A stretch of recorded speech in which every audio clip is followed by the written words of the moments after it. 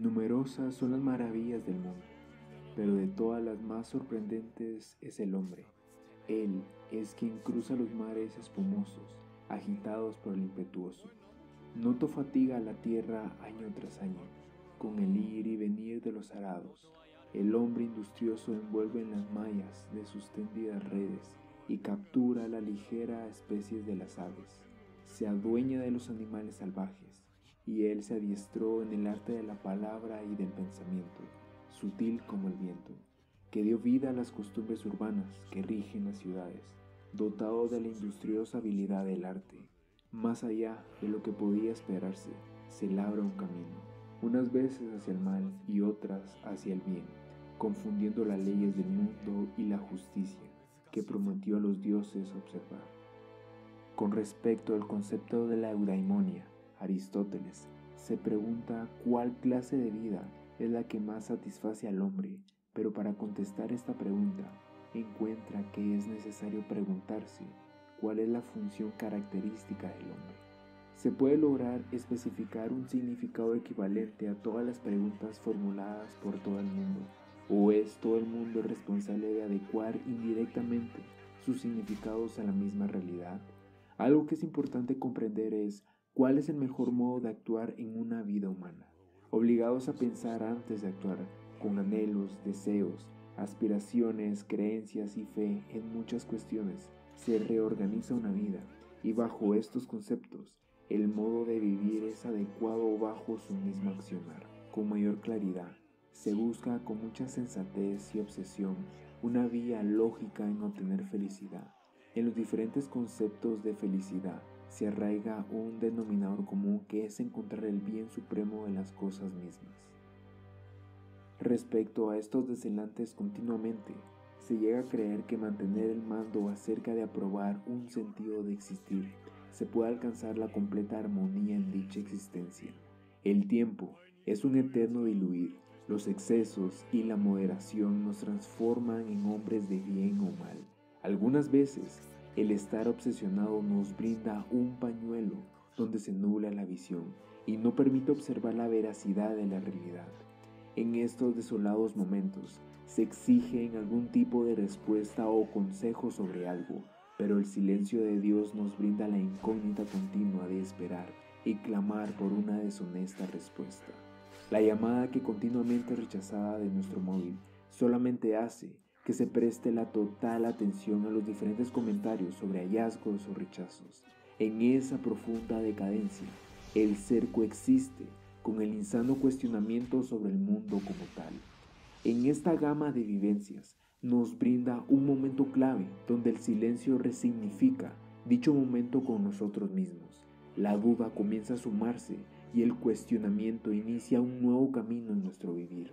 ¿Alguna vez te has cuestionado sobre cuál es el concepto de felicidad que poseemos en nuestra existencia? En cada uno de los momentos donde la duda nos deriva a situaciones de abandono, de difuntos sentimientos de memorias y vivencias, las preguntas aparecen ser corregibles con ayuda de la acción y la virtud, pero cuestionar nos brinda espacios de dolor, de movimiento y oscuridad. La vida buena, la vida feliz, requiere sabiduría práctica, precisa de acciones guiadas por buenas razones. Solamente reflexionar sobre cómo es el actuar de este recorrido nos coloca el pensamiento presente y futuro de las cosas, pero nos desplaza a un espacio donde nos encontramos a nosotros mismos, donde los tiburones vestidos de delfines desean tocar una refinada música en una orquesta de jazz. Parar el tiempo y poder repetirlo nos guía al paraíso, un paraíso imperfecto, pero ese esfuerzo continuo que se brinda diariamente dota un complemento natural de felicidad y tranquilidad.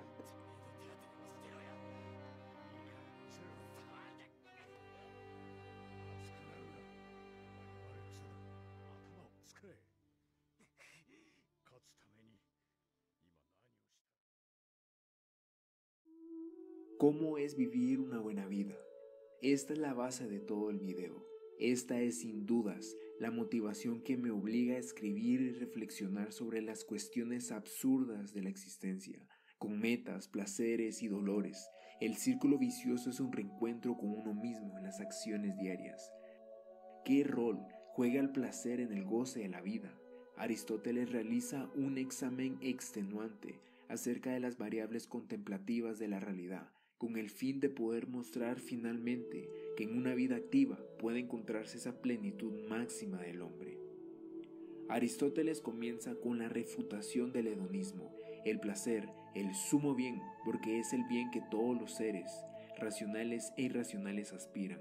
El placer es uno de los bienes y no más que otro cualquiera, pues todo bien es más digno de ser elegido añadido a otro bien que por sí solo. Este argumento proveniente de Platón constituye la base de su rechazo del placer como el bien supremo, y dice más adelante que el placer no es el bien porque no hay nada que, añadido a él, pueda hacerlo más deseable.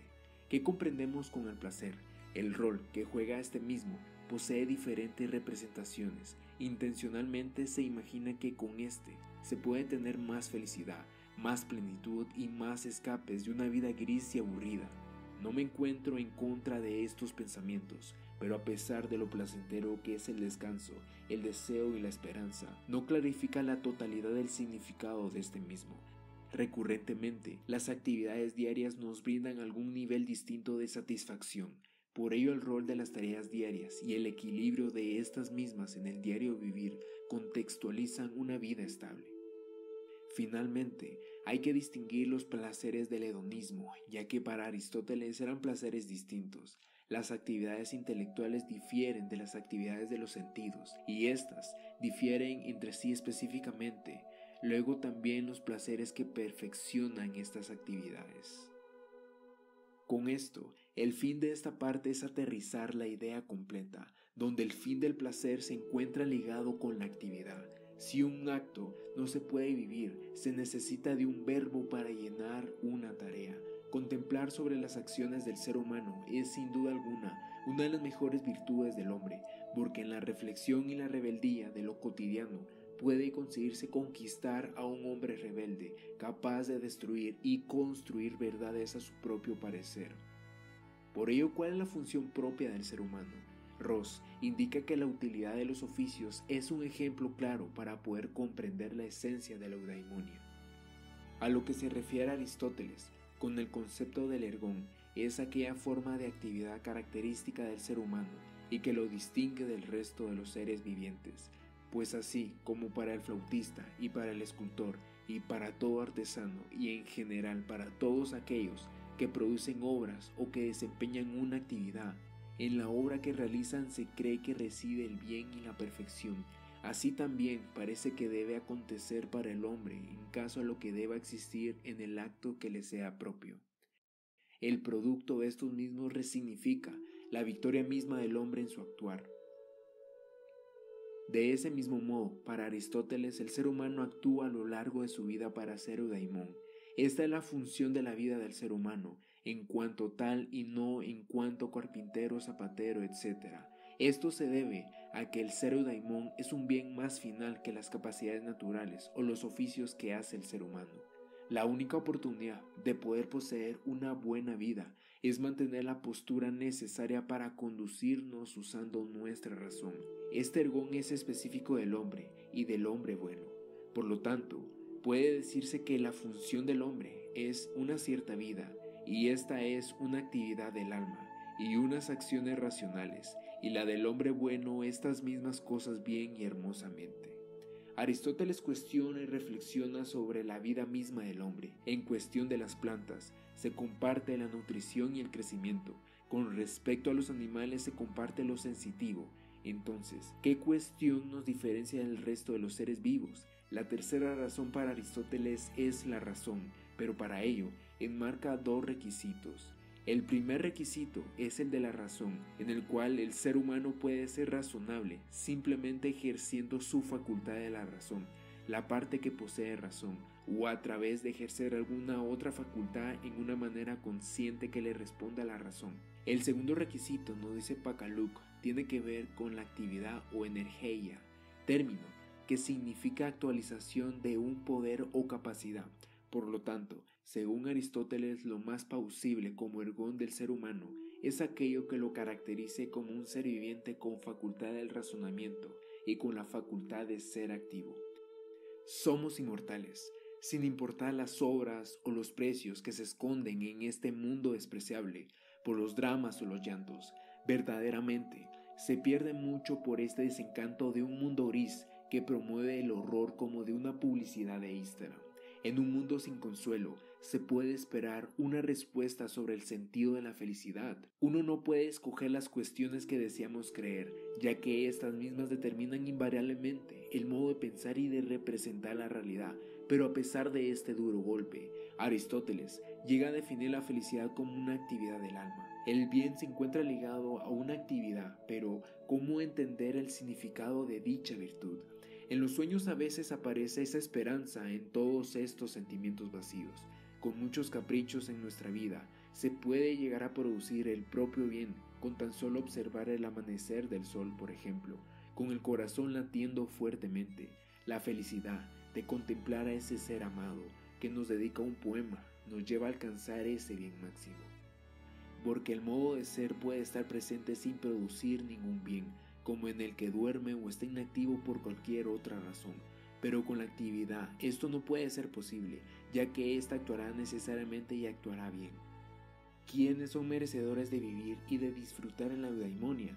Gautier indica una premisa importante, donde el problema de una vida virtuosa no se recluye a un solo estrato social, ya que dicha virtud puede ser obtenida por esclavos, comerciantes, artesanos, hombres, ancianos o mujeres, pero hay que hacer una breve connotación sobre que el derecho de obtener dicho bienestar es poseer la suficiente calidad material de vida para poder seguir en una actividad constante y consagrar una vida en busca de la virtud. Si se habla de una actividad continua para obtener felicidad, ¿qué nivel de actividad es necesaria para poder obtener algo coherente y estable en una vida limitada por muchas cuestiones tanto metafísicamente como materiales? Uno de los primeros términos utilizados en la ética de Nicomaco se propone el exis o un estado habitual, o en otras palabras, una disposición de poseer una costumbre o un hábito. Esto amerita no una actividad pausada e inerte, sino la continua actividad de actos virtuosos.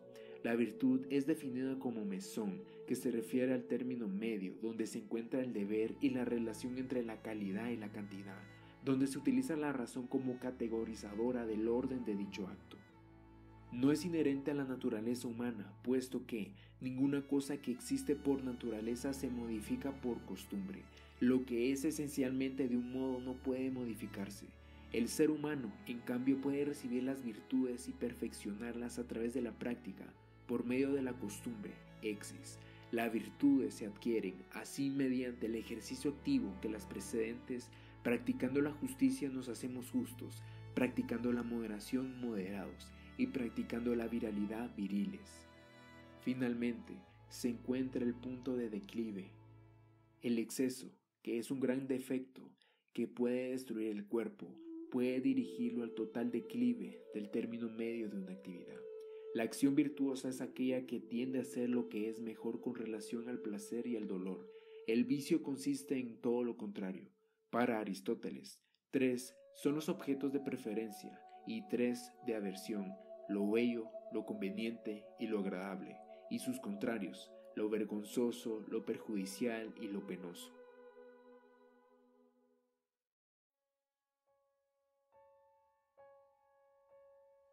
La parte subjetiva acerca de una representación o de un modo de actuar difiere grandemente con el de los demás seres humanos.